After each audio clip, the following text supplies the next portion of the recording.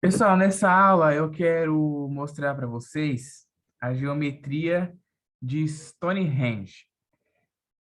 Eu quero mostrar, né, como uma curiosidade para vocês, para a gente entrar lá de fato na trigonometria na circunferência.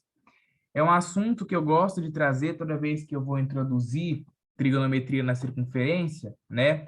Porque é uma curiosidade muito interessante que tem aí tudo a ver com trigonometria na circunferência. Eu não sei se todos já ouviram falar, né, da Stonehenge, mas quem não ouviu vai ouvir falar agora, tá? Então, eu vou passar aqui, ó, Stonehenge. A construção geométrica mais, deixa eu colocar aqui o laser, a construção geométrica mais complexa de Stonehenge é um círculo com 87 metros de diâmetro de buracos, talhados em um terreno rico em cal, que assinalam os vértices de um polígono de 56 lados, criado diretamente do interior do perímetro das fundações do monumento. Então, ó, coloquei aqui umas fotos, tá? Para vocês verem aí, ó, os monumentos, tá? Uma outra foto aqui com uma visão de cima, ó, para vocês verem. Olha só que interessante. É tão antigo quanto as pirâmides. Stonehenge é um conjunto de circunferências concêntricas de enormes rochas, né? Ó, a gente pode ver aqui todas essas rochas bem grandes, que são localizadas lá no Conrado de Wiltshire, na Inglaterra.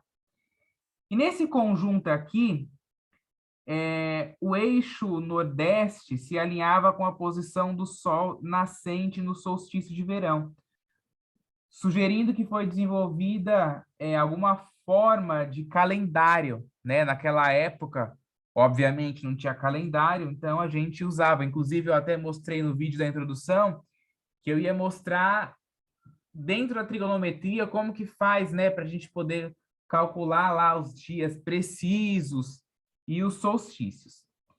E aí algumas rochas de apoio, né, com vergas por cima, demonstram um entendimento dos arcos, né? Justamente isso daqui, ó.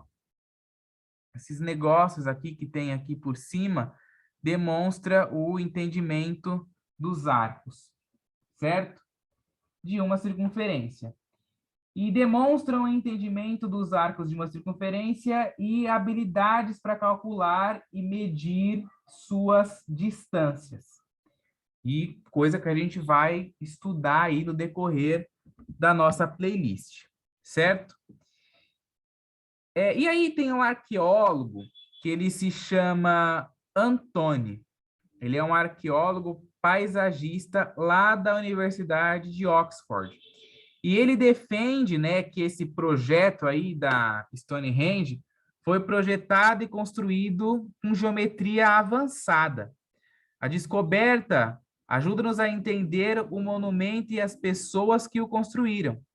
Sugere ainda que o monumento está mais ligado à geometria do que à astronomia, né? E a gente tem que saber também que a geometria, ela está aí totalmente ligada com a trigonometria também, né? Como eu sempre costumo falar, não tem como você saber um conteúdo de matemática se você não tem pré-requisitos, né? Se você não sabe outros antes do conteúdo que você está estudando. Em geral, todos os conteúdos você sempre tem que saber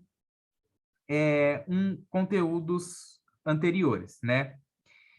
E os conhecimentos geométricos usados para projetar, pré-fabricar e erguer o Stonehenge foi adquiridos empiricamente centenas de anos antes, através da construção de monumentos muito mais simples. Esse arqueólogo também defende que esses conhecimentos eram considerados uma forma superior de sabedoria ou magia, que conferiam um estatuto privilegiado à elite que os possuía, como é revelado nos artefatos de ouro encontrados em túmulos pré-históricos, certo? O senhor, né, o senhor arqueólogo que mostrou, né, que estudou fez uma análise computacional e a arqueologia experimental, né, usou da análise computacional e da arqueologia experimental para demonstrar que este polígono exterior, né, o polígono exterior, tem lá seus 56 lados, né, e os seus 87 metros de diâmetro. E ele foi estabelecido com recurso à geometria do quadrado e do círculo. Crê que os agrimensores começaram por usar uma corda para traçar um círculo, depois estabeleceram os 4 vértices de um quadrado na sua circunferência antes de traçarem um segundo quadrado semelhante, criando assim um octógono interior. Olha só, justamente aqui o que a gente pode ver aqui mais ou menos aí nessa figura, certo? Os vértices do octógono foram então utilizados como âncora para uma corda de agrimensor que foi usada para desenhar arcos que intersectavam a circunferência de modo a criar gradualmente os lados de um polígono imenso. De fato, o trabalho que ele demonstrou que um polígono de 56 lados é o mais complexo que se pôde construir através da geometria do quadrado e do círculo usando só um pedaço de corda, é provável que esta limitação básica tenha determinado o número de lados do polígono exterior de Stonehenge. E pode também ter feito que o conceito de polígono de 56 lados tenha tornado importante no âmbito alargado da crença religiosa europeia daquela época. A mitologia clássica grega antiga associava precisamente tal polígono de 56 lados ao grande rival Zeus, pela supremacia divina que eles tinham naquela época, né? O deus do tempo atmosférico.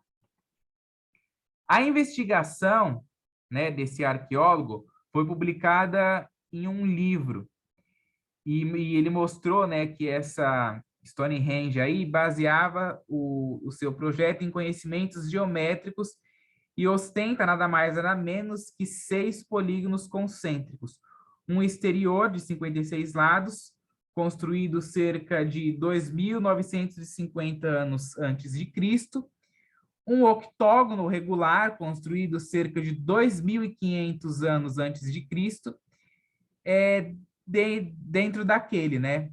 2 polígonos de 30 lados concêntricos, embora parcialmente imprecisos, construídos também há cerca de 1.680 anos antes de Cristo, que se baseava numa série de hexágonos, um polígono interior de 30 ladros, o anel arenito, que foi construído também há 2.500 anos antes de Cristo. A arqueologia experimental demonstra que a maior parte do monumento foi pré-planejada e que as pedras grandes foram pré-fabricadas, fora do local e depois foi instaladas por engenheiros agrimensores. Durante anos se especulou que Stonehenge foi construído por um observatório astronômico complexo. E a investigação dele, né, sugere que, tirando os alinhamentos do solstício de verão e de inverno. Só que não foi assim que o Johnson disse. Ele apresenta fortes indícios de que eram os conhecimentos da geometria, né, e da simetria que eram um componente importante do sistema de crenças do Neolítico. Mostra que os construtores, né, de Stonehenge tinham conhecimentos sofisticados, derivados da geometria pitagórica, ainda que adquiridos empiricamente 2.000 anos antes de Pitágoras, disse lá o arqueólogo. Então, gente, eu quis trazer, né, esse relato, né, essa breve história, né, para vocês, porque eu acho interessante, né, a gente saber esses esses conteúdos, né? Essas coisas assim, a gente saber essas curiosidades, né? Porque tira um pouco daquela coisa de só a matemática não servir para nada, né? E a gente vê que tão antigamente, 2.500 anos antes de Cristo, 1.600 e poucos anos antes de Cristo, a gente já tinha a matemática ali, né? A gente já tinha desenhos, né? Você olha isso aqui e você vê, pô, é um desenho idiota, mas é um desenho que já tinha ali matemática envolvida, né? E a gente vê com essas coisas, né, com essas imagens, com esses desenhos, que a matemática não é só aquela coisa que você vê em sala de aula, que você vê na lousa, que não serve para nada.